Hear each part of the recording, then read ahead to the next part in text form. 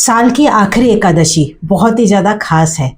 पहले तो ये कंफ्यूजन है आखिर 30 तारीख को है या 31 तारीख को। वो कंफ्यूजन तो मैं आपका दूर करूंगी। साथ ही साथ मैं आपको ऐसे अचूक उपाय बताने वाली हूँ जिससे आपका ये साल जो एंड का है उसमें नेगेटिविटी भी खत्म होगी और जो नए साल की शुरुआत है वो पूरी पॉजिटिव एनर्जी के साथ शुरू होगी। जरूर से इस वीडियो को पूरा अंत तक देखिएगा। मैं सारी डिटेल्स आपको देने वाली हूँ।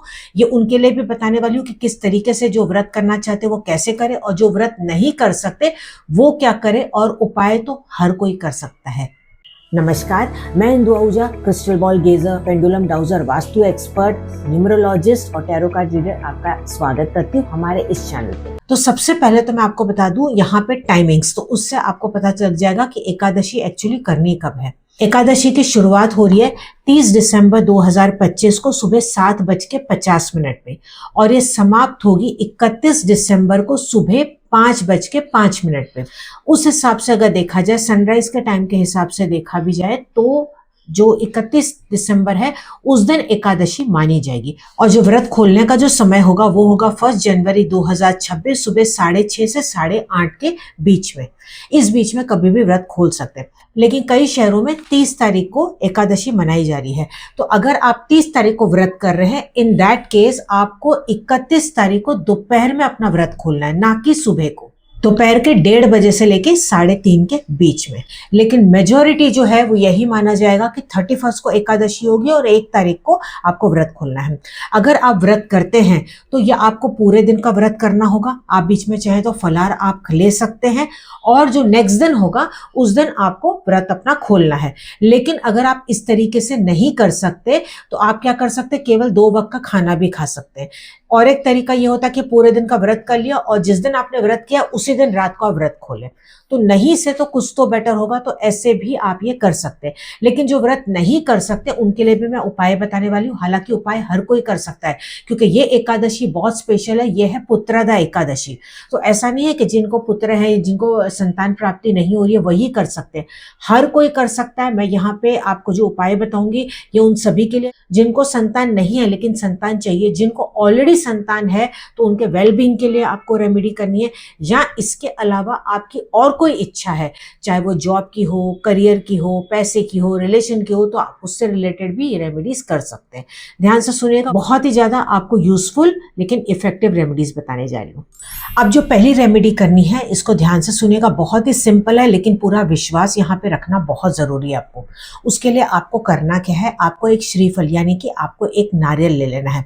ये उनके लिए खास तौर पे जिनको संतान नहीं हो रही है। आप मेडिकली फिट हैं लेकिन उसके बावजूद भी संतान नहीं हो रही है। दोनों पति पत्नी मिलके अगर ये रेमेडी को करते तो बहुत अच्छा। दोनों मिलके नहीं कर सकते तो कोई भी एक इसमें से पार्टनर कर सकता है और अपने पार्टनर का नाम लेते हुए कर सकते हैं कि मैं उनकी तरफ से भी ये रेमेडी कर रही हूँ।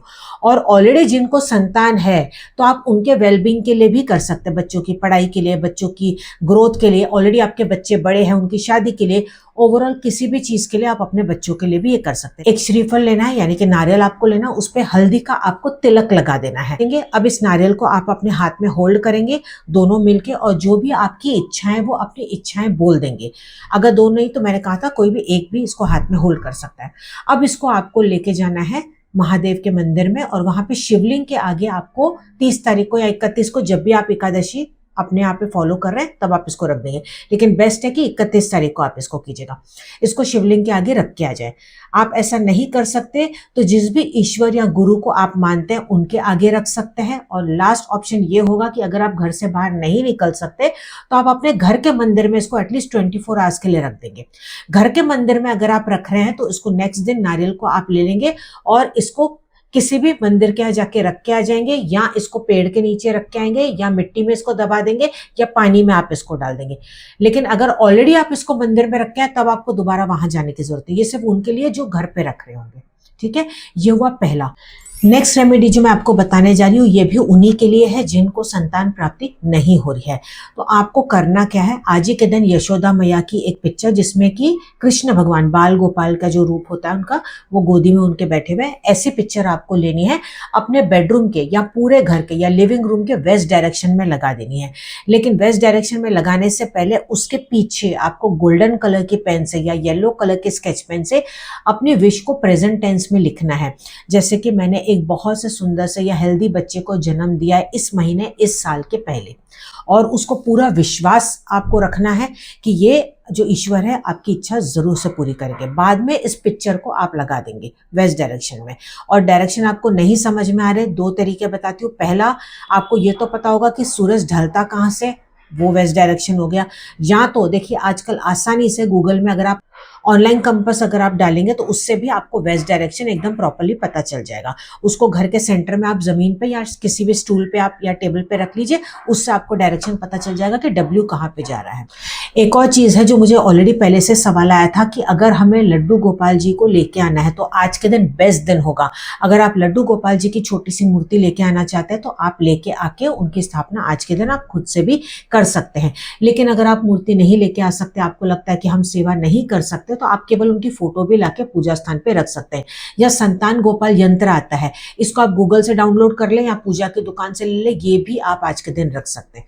अच्छा, इसके अलावा अगर आपको ऐसा भी मन है कि हमें छोटे से लड्डू गोपाल रखने हैं लेकिन हम डेली सेवा नहीं कर सकते, तो आप पहले से ये प्रण लेके कृष्ण भगवान को, जब आप वहां पे लड्डू गोपाल जी को छोटे से जब आप लेके आएंगे, तब आप ये उनको बोल दीजिएगा कि कोई भी गलती होगी तो हमें माफ कीजिएगा, हो सकता है कि डेली हम आपकी सेवा नहीं कर पाए लेकिन आप हमेशा हमारे साथ रहिएगा। तो रेगुलर आप उनकी जैसे बाकी सब पूजा करते हैं वैसे भी आप कर सकते हैं। लेकिन सबसे बेस्ट है कि फोटो अगर आप रखेंगे तो सबसे बेस्ट हो जाएगा। अब मैं बताने जा रही हूँ लास्ट उपाय, ये सभी के लिए है और ये आपकी विश फुलफिलमेंट के लिए भी है, यानी कि कोई भी इच्छा के लिए आप ये कर सकते हैं। आप घर में जितने मेंबर्स हैं ना, उतनी आपको मिट्टी के गोले बनाने हैं। मिट्टी कौन सी लेंगे, या तो घर के गमले की ले लें या कहीं से भी बाहर से आप लेके आ जाएं। और जो बड़े मेंबर्स हैं उनकी बड़ी गोलियां बनाएंगे और जो छोटे हैं उनकी छोटी गोलियां बनाएंगे। अब अगर आपको सपोज संतान चाहिए तो आप एक्स्ट्रा गोली उनके नाम की और एक बना देंगे। अगर आपको लाइफ पार्टनर चाहिए तो उनके नाम का भी आप एक्स्ट्रा गोला और एक बना लेंगे, ठीक है। और अगर ऐसा कुछ भी नहीं है, दोनों में से आपकी कोई और इच्छा है, तो जितने आप मेंबर्स हैं उतने आप छोटे छोटे बॉल्स बना देंगे मिट्टी के। अब इन सभी के ऊपर हल्दी का तिलक आप लगा दीजिएगा। लगाने के बाद इन सबको एक प्लेट में रख लीजिए। प्लेट में रखने के बाद आपकी जो भी विश है वो सारी विशेष आप बोल दीजिए, आप मैनिफेस्ट कीजिए उसको प्रेजेंट टेंस में। ये बोलिए कि ये मेरी सारी जो इच्छा है वो पूरी हो रही है। हर एक का नाम लेके भी आप बोल सकते हैं, बच्चों का लेके भी कर सकते हैं। अब इसके बाद इसको 24 आवर्स एज इट इज आप रहने देंगे, यानी कि 31 तारीख को आप इसको रखेंगे अपने पूजा स्थान पे।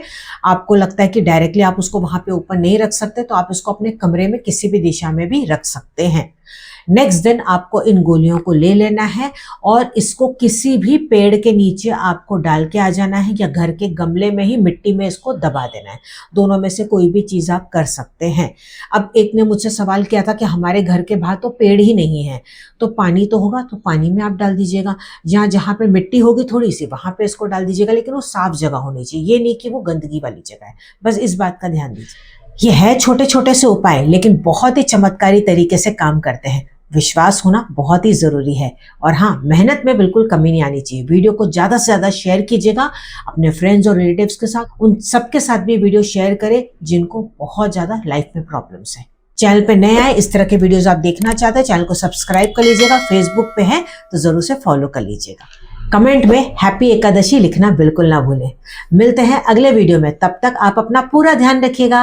Wish you all the best. और हाँ, ये एकादशी मैं फिर से रिपीट करती हूँ, बहुत ही ज्यादा खास है क्योंकि ये शुरू हो रही है 2025 में, समाप्त हो रही है 2026 में, तो इसलिए बिल्कुल मिस ना करें। All the best. नमस्कार।